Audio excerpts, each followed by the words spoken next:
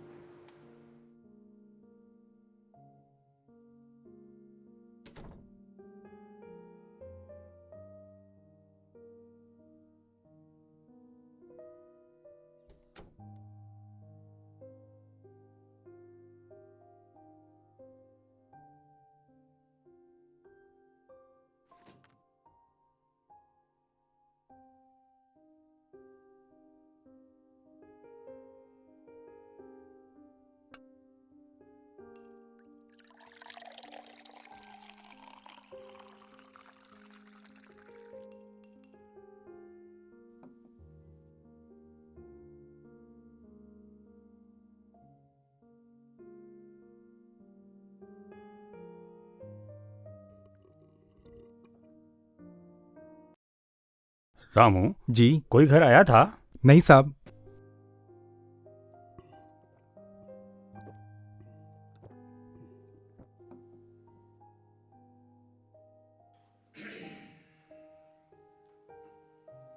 उत्तर प्रदेश के हाथरस में कथित गैंग रेप केस। सीबीआई जांच करवाए ना। सीबीआई में सब दूध का दूध पानी। साल के आरोपी ने 6 साल की मासूम के साथ दुराचार किया है और बलरामपुर की पुलिस कहना है। कन्हैयालाल, कन्हैयालाल, कन्हैयालाल, तू मर चुका है।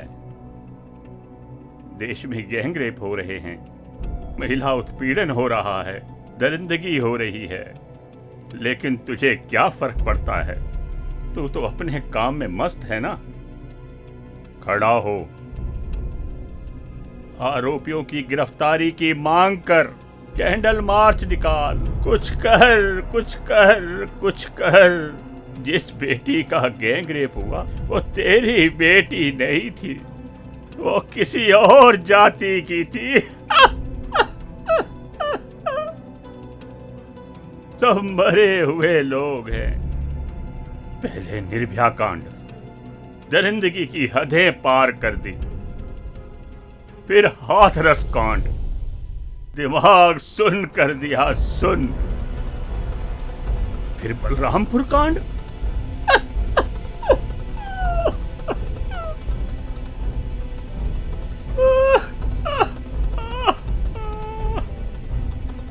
क्या संस्कार दिए हैं बेटों को? दरिंदगी की सारी हदें पार कर दी, इंसानियत को शर्मसार कर दिया है। किसी को फर्क नहीं पड़ता, सब मरे हुए लोग हैं। खबरें सिर्फ हेडलाइंस बन के रह गई हैं, अखबारों में सुर्खियां बन के रह गई हैं, किसी को फर्क नहीं पड़ता। लोग जिंदा लाश होते जा रहे हैं। इतना भी ना गिर जाओ अपनी नजरों से कि तुम उठ भी ना सको। सच कहा, लोग चलते फिरते जिंदा दिखाई दे रहे हैं, लेकिन लोग जिंदा लाश बन चुके हैं। ज्यादातर मरे हुए लोग हैं। बचा लो बेटियों को, नन्ही नन्ही गुड़ियों को बचा लो। बेटों को संस्कार दो, लड़कियों महिलाओं की इज्जत करे। बेटियां सुरक्षित रहेगी तो समाज सुरक्षित रहेगा। बेटों की सोच बदलेगी तभी बेटियां सुरक्षित रह पाएंगी। सोच दरिंदों को सामने लाना होगा। कैसे? लोगों को अपने कहने का तरीका बदलना होगा, मीडिया का सहयोग लेना होगा। बतेरी के साथ गैंगरेप हुआ ये नहीं कहना, हमें नाम लेना होगा कि ये सुजीत ने बलात्कार किया है। सोसाइटी को बताना होगा ये रेप किसने किया है। जब इनके नाम आएंगे तभी ये डरेंगे। सोच लेना, तुम अभी जिंदा हो।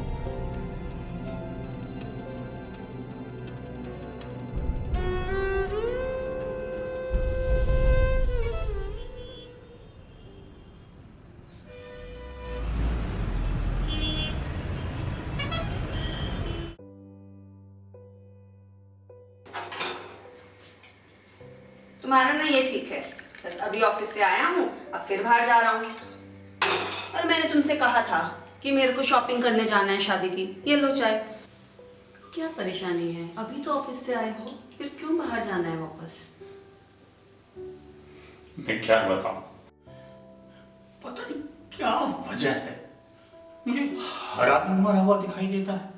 और आज सुबह मैं अखबार पढ़ रहा था तो भी मुझे ऐसा लगने लगा कि मैं तो मर गया हूं और सामने मेरी लाश पड़ी है।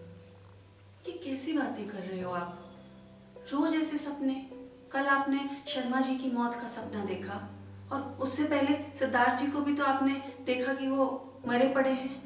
मुझे कुछ समझ नहीं आ रहा कि तुम्हें इस तरीके से मौत के सपने, रोज रोज ऐसे अशुभ सपने क्यों आ रहे हैं। ये आपको क्या हो गया है? तुम ऐसे परेशान मत हो, जस्ट रिलैक्स। चलो थोड़ी देर बैठ जाओ, चलो मत परेशान हो, क्यों घबरा रहे हो? सब ठीक है, सब ठीक है, सब ठीक हो जाएगा। थिंक पॉजिटिव, ऐसे मत घबराओ, मत घबराओ। तुम जानते हो तुम्हें ये सब क्यों महसूस हो रहा है? क्योंकि अभी हाल फिलहाल ये जो हाथरस गैंग रेप हुआ, बलरामपुर गैंग रेप हुआ, आए दिन कितनी ही बच्चियां, कितनी मासूम जानें यूं कुर्बान हो जाती हैं।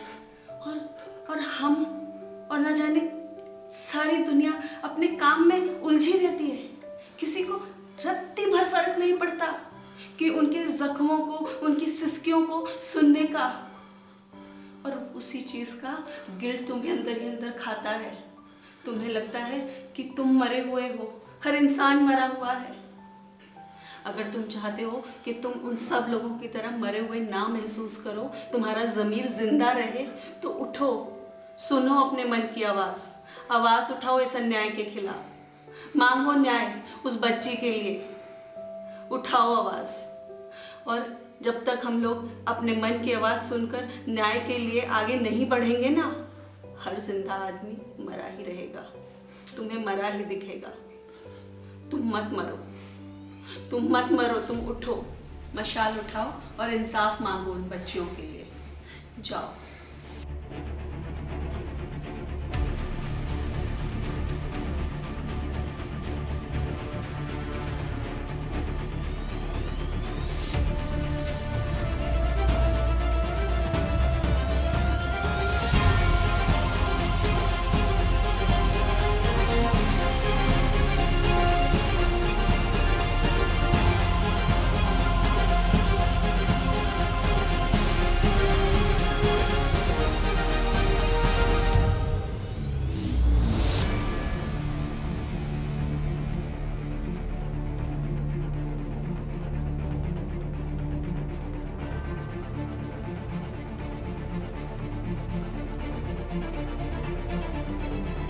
अभी मैं जिंदा हूं।